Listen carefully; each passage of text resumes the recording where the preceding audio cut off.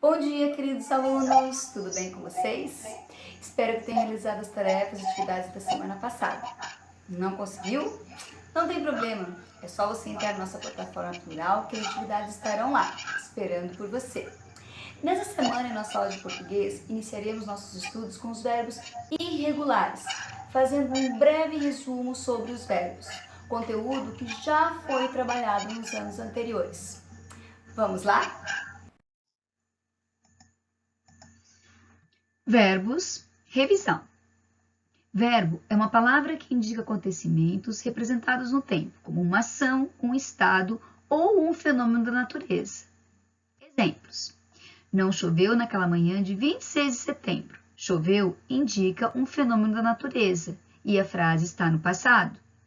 Os pais do elefantinho estão felizes com a chegada do filho. Estão indica um estado e a frase está no presente. E todos os bichos da mata levarão presentes para o bebê. Levarão indica uma ação e a frase está no futuro. Sabemos que uma ação pode ocorrer no passado, no presente ou no futuro. Os tempos verbais indicam o momento em que ocorre o fato. Você sabe conjugar os verbos em todos os tempos e pessoas verbais? Eu vou colocar na tela agora para você alguns verbos para você conjugá-los até a terceira pessoa do tempo presente.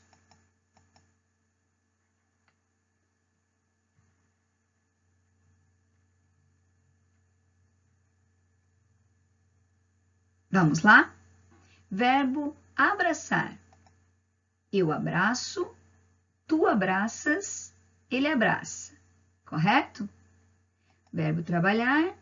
Eu trabalho, tu trabalhas, ele trabalha.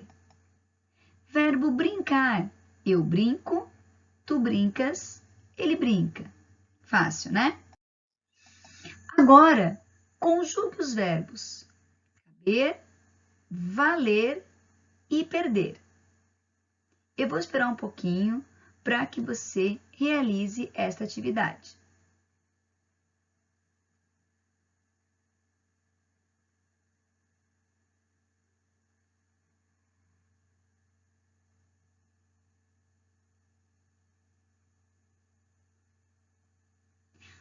Agora, se você fez assim, o verbo caber, eu cabo, tu cabes, ele cabe.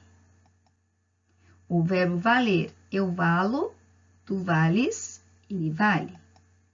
E o verbo perder, eu perdo, tu perdes, ele perde. Você errou. Porque não existe eu cabo, e sim eu caibo. Eu caibo naquela caixa. Soa estranho, mas é correto.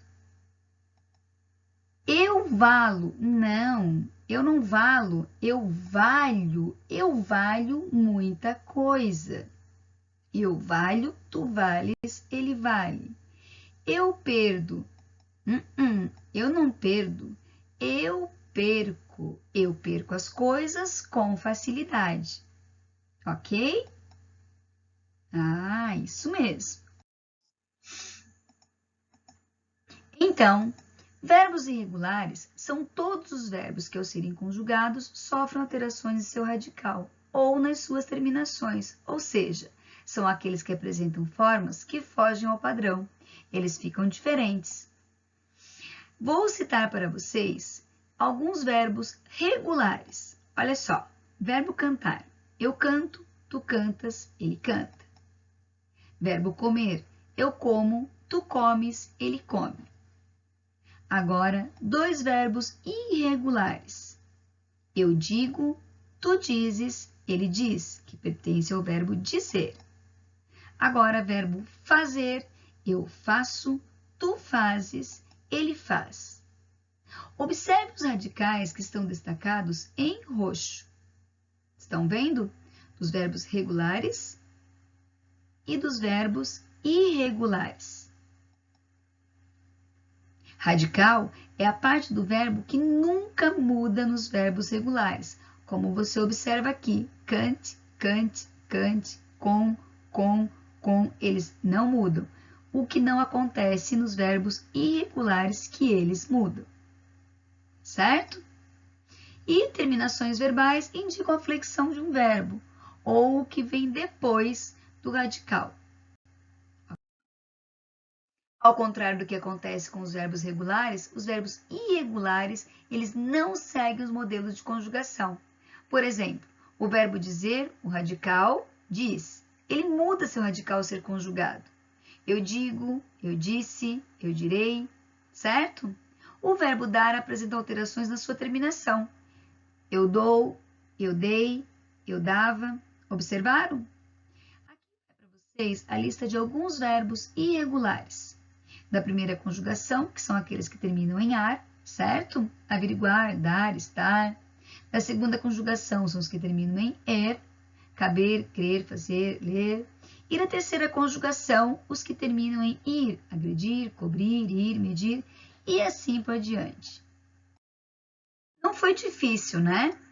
Então agora que vocês já entenderam direitinho o conteúdo, vocês vão trabalhar no livro de português.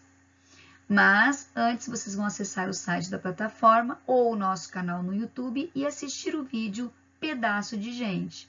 Depois, vocês vão fazer a leitura das páginas 33 a 38, lendo com bastante atenção e respondendo em seu caderno de português as questões que envolvem os verbos regulares. Mas, se você tem o seu livro de português, pode responder nele, não precisa fazer no caderno. Lembre-se que você não precisa copiar os enunciados conforme instruções da primeira aula de português. Coloque apenas as respostas, caso você utilize o seu caderno. No site está o nosso livro digital. Aguarde o gabarito na próxima aula de português. E lembre-se, não acumulem suas tarefas e atividades. Bons estudos e até lá! Um beijão para vocês!